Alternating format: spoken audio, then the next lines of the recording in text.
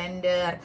Jadi kenapa sih saya lebih menyarankan smoothies? Karena soal kesalahpahaman, soal sayuran hanya perlu diperkenalkan, nggak perlu makan sayur, anak-anak itu salah ya teman-teman. Saya udah buktikan, kita hindarin semua alat masak yang terbuat dengan anti lengket. Berikutnya adalah hindari plastik. Nah, ini teman-teman yang suka makan di luar, bakso, ikan, minum air putih yang berkualitas setiap hari.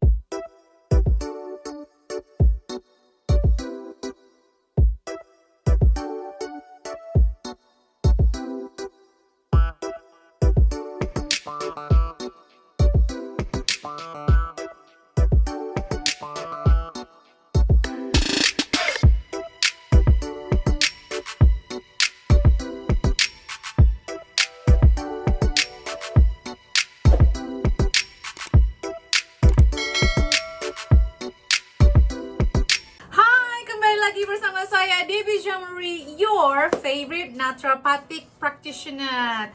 Tadinya saya di podcast Micro Heartbeat ini suara saya pelan-pelan, tapi ada yang bilang, Bu, suaranya jangan terlalu pelan-pelan, kita nggak bisa dengar. Oke, baiklah.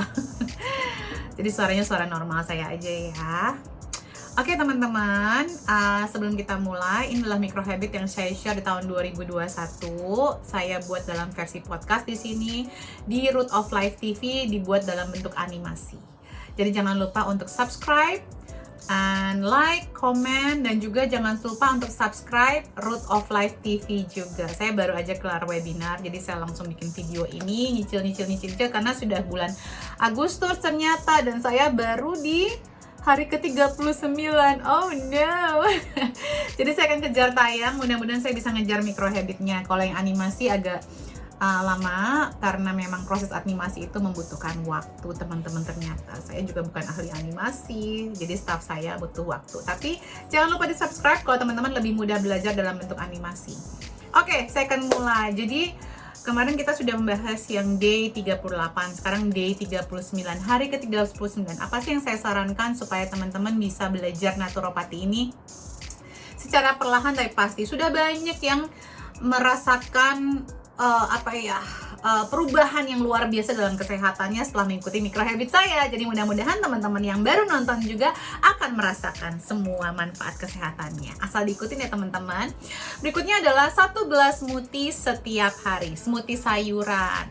Smoothies itu kalau bisa jangan buah, teman-teman. Buah itu ditambahkan untuk bagi yang belum terbiasa makan sayur, jadi biar rasanya lebih endul, lebih enak, ada manis-manisnya.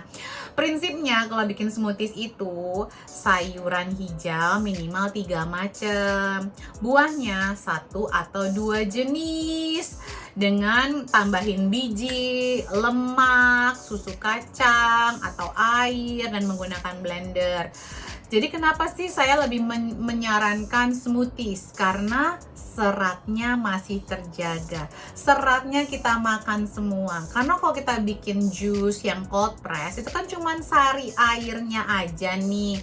Seratnya nggak masuk. Nah itu nanti bakteri baik kita tidak mendapatkan serat yang merupakan makanan mereka, teman-teman. Jadi kalau kita mau bakteri baik kita berlimpah ruah, kita kasih makan, tambahin serat. Jadi kalau ada yang bilang, ada artikel dari American Pediatric Association, Asosiasi Dokter Anak Amerika tidak menyarankan jus buah. Jus buah yang dimaksudkan ini adalah jus buah kemasan. Jus buah kemasan, bukan jus smoothies, teman-teman. Jadi mohon deh, kemarin saya baru posting di IG saya soal kesalahpahaman, soal sayuran hanya perlu diperkenalkan, nggak perlu makan sayur, anak-anak itu salah ya teman-teman. Saya udah buktikan, jadi bagi siapa yang di luar sana masih mengajarkan, mengedukasi, menyebarkan hoax, please have humility, rubah itu. Anda berpendidikan tinggi, pasti Anda tahu itu salah kok. Nggak masuk akal. Di sini juga pemahaman soal artikel-artikel berbahasa Inggris ini seharusnya dikoreksi secepatnya, karena takutnya nanti menimbulkan kesalahpahaman yang turun-temurun di masyarakat. Kasihan nanti. Jadi jus buah yang tidak disarankan oleh American Pediatric Association ini adalah jus buah yang dalam kemasan, dalam karton, kayak jus jeruk tuh, orange juice yang segala macam itu, karena tidak ada seratnya. tinggi gula dari buah-buahan tersebut. Fruktosa itu juga gula loh teman-teman. Dan biasanya itu nggak freshly squeeze. Karena kan bahan harus tahan lama kan, harus dalam mari mendingin dan lain-lain. Jadi itu biasanya terbuat dari konsentrat. Jadi udah hampir nggak ada nutrisinya. Kalaupun ada diklaim ada nutrisinya, itu juga mungkin ditambahkan fortifikasi. Jadi itu yang dimaksudkan. Tapi kalau smoothies dibuat dari buah segar dengan sayuran, itu justru bagus banget buat anak-anak. Toh dari awal MPASI kita masih harus ngasih sayuran dan buah. Coba cek Stanford University Guide ya buat feeding, ada di postingan saya. Jadi jangan disamakan. Jadi manfaat green smoothies itu memberi kandungan klorofil dalam tubuh kita, membantu meningkatkan kesehatan mental dan fokus, membantu pencernaan dan metabolisme tubuh untuk menjaga kesehatan kolesterol, gula darah, dan energi, meningkatkan asupan sayuran lebih mudah bagi yang kurang bisa makan sayur. Ya gimana suka makan sayur kalau dari kecil udah nggak boleh makan sayur. Mencerahkan kulit, membantu memperbaiki daya hormon kita sebenarnya teman-teman. Jadi sayur-sayuran yang lebih tinggi itu membantu supaya liver kita bisa mendetoksifikasi estrogen yang berlebihan dalam tubuh kita. Ya, jadi ini semua aman. Dari anak-anak itu aman sekali sampai manula. Daripada kalau nggak ada yang nanya sama saya, aman nggak minum susu kemasan? Kemasan komersil itu susunya tuh udah, aduh itu cuman lemak aja, gula gitu ya, biskuit, fortifikasi, wafer. Kok kenapa smoothies kok pada mikir ya? Padahal ini semuanya bahan alami dan itu sehat. Jadi kalau bisa buat sendiri di rumah agar kita bisa memastikan tuh dicucinya bersih dan juga organik, dan biar kita sehat, nggak ada bakteri-bakteri berbahayanya. Oke, micro habit ke hari ke-40 adalah kalau bisa kita hindarin semua alat masak yang terbuat dengan anti lengket. Anti lengket itu mengandung xenoestrogen yang bisa menyerupai seperti estrogen dalam tubuh. Dapat mengganggu sistem endokrin kita, keseimbangan hormon kita. Jadi, para bu dokter, pak dokter di luar sana jangan cuma dilarang makan tempe tahu aja pasiennya kalau ada gangguan hormon, tapi suruh rubah itu alat masaknya. Jadi kalau xenoestrogen itu berlebihan dalam tubuh, itu bisa mirip dengan gejala orang-orang yang estrogen dominan atau kelebihan estrogen dalam tubuhnya. Dan itu jadi menyebabkan penyebabnya apa ya, nggak ketahuan. Jadi mendingan dihindarin aja. Anti lengket yang mengandung PTFE dan PFOA itu dapat masuk ke dalam makanan. Apalagi saya ingat banget zaman dulu, aduh kalau dipikir-pikir mama saya juga gitu ya. Sampai kadang-kadang udah itu kalau orang yang jual-jual makanan di luar itu ya udah sampai habis malah itu lapisan anti lengketnya masih dipakai. Aduh, itu kebayang makannya bagaimana. Jadi juga aku mau nambahin juga soal aluminium foil. Sekarang makin banyak di Indonesia yang menggunakan aluminium foil. Kenapa sih daun pisang masih banyak gitu ya? Aluminium foil itu dari Western world. Saya juga dulu sering banget pakai, tapi itu malah memicu vitiligo. Sebenarnya suami saya tuh jadi ada kayak gejala vitiligo sedikit. Coba teman-teman kalau mau ngomongin soal vitiligo dan hubungan dengan aluminium dan dampak aluminium dalam kehidupan kita, silahkan cek, ada di YouTube, ada namanya video, namanya ada film The Age of Aluminium. The Age of Aluminium ya. Jadi pastikan untuk menggunakan stainless steel, keramik, cast iron, titanium, granit itu aman asal tidak ada kandungan PTFE dan PFOA-nya. Jadi pastikan ya, banyak sekali selebgram nakal selebriti nakal yang pokoknya produsen nakal yang promosi A, B, C biar laku, tapi ternyata masih ada kandungan PTFE dan PFOA-nya. Jadi seimbangkan estrogen kita, sehatkan hormon kita agar kita sehat selalu. Berikutnya adalah hindari plastik. Nah, nih teman-teman yang suka makan di luar, bakso, pokoknya sop-sopan gitu kan biasa pakai plastik tuh. Itu bukan jadi bakso atau sop, jadinya jadi sop BPA. BPA adalah bahan kimia yang sangat berbahaya sebenarnya untuk tubuh kita, apalagi untuk kesehatan hormon kita.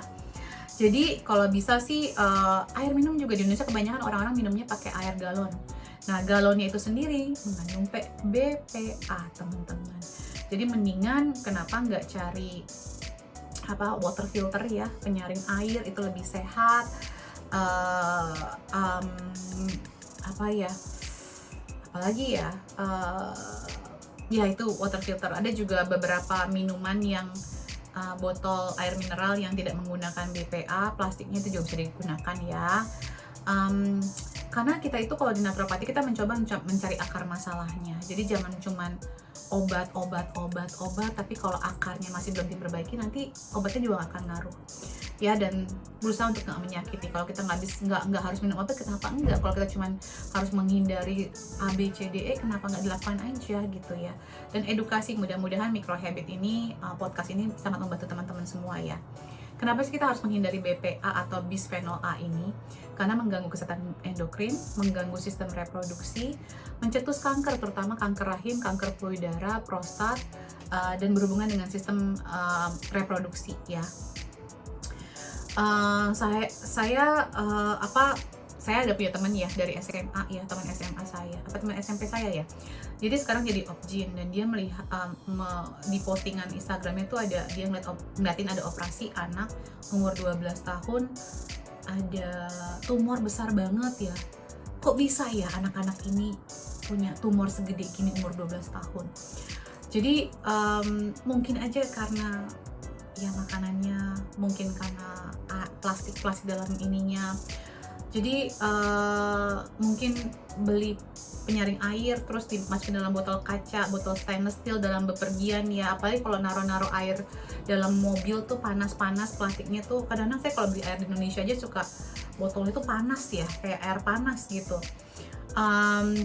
Pokoknya kalau mau beli makanan, kalau ada kuah-kuahnya mendingan bawa tempat sendiri yang kaca atau yang stainless daripada pakai plastik. Apalagi kalau udah panas kena plastik tuh, wah itu lebih parah lagi. Oke, berikutnya adalah menghindari makanan kemasan yang kalengan, karena di kalengan itu juga di dalamnya dilapisin supaya nggak karatan, dan tentunya kalengnya ya dilapisin dengan lapisan plastik yang mengandung BPA again gitu. Jadi BPA atau BPS ya teman-teman. Jadi kalau bisa sih makanan-makanan kalengan ini ini kan makanan darurat ya, kayak kalau TNI, tentara lagi berjuang apa segala macam, oke lah. Nah kita yang sehari-hari di rumah kenapa mesti makan yang kaleng-kalengan? Karena itu bisa mengganggu kesehatan hormon kita gitu. Sebaiknya sih hindarin semua yang kaleng-kaleng ya teman-teman. Jadi BPA ini tuh banyak sekali ya hubungannya dengan kanker dan metabolisme lemak kita juga. Jadi yuk kita hindarin. Berikutnya hari ke-43 itu adalah pastikan minum air putih yang berkualitas setiap hari minimal 2 liter ya, minimal 2 liter. Sebenarnya laki-laki itu 3 liter kebutuhannya.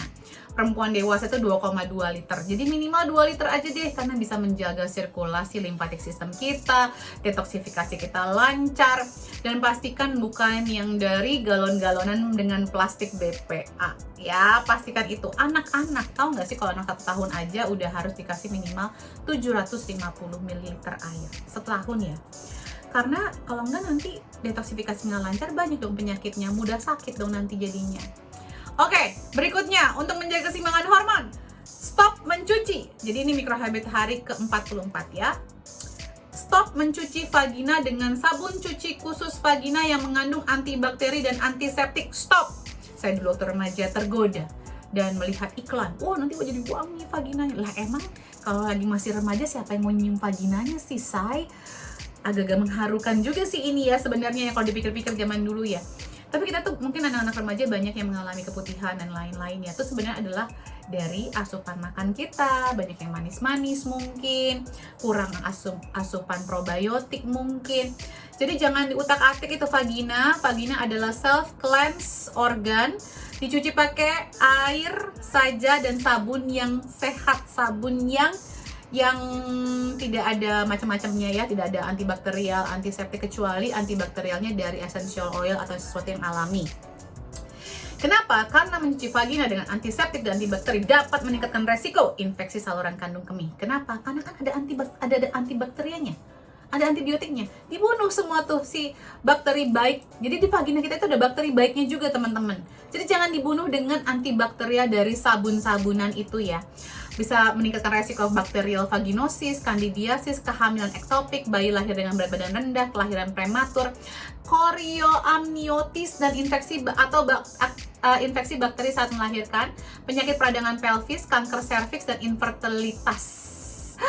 ternyata jangan-jangan itu kali yang bikin saya susah hamil dulu ya. Jangan. Jadi aroma vagina itu tergantung dari pola makan kita dan juga sperma suami kita, teman-teman. Jadi mendingan dibenerin pencernaannya kalau memang ada masalah dengan wangi dari vagina kita. Salah tuh yang bilang ini harus dicuci-cuci apa segala macam. Stop! Anda itu pembodohan publik. Tidak ada vagina nggak pakai air dan sabunnya cukup sekali. Kalaupun memang mau, teman-teman bisa lihat video saya soal membersihkan vagina dengan ACV dan baking soda dan memasukkan probiotik. Oke, jadi hindari semua yang sabun-sabun vagina itu. Stop, tidak usah diberikan. Oke, semoga bermanfaat. Jangan lupa di like, subscribe, dan komen. Take care, jangan lupa di share ya, bantu kita ya. Salam sehat selalu, bye.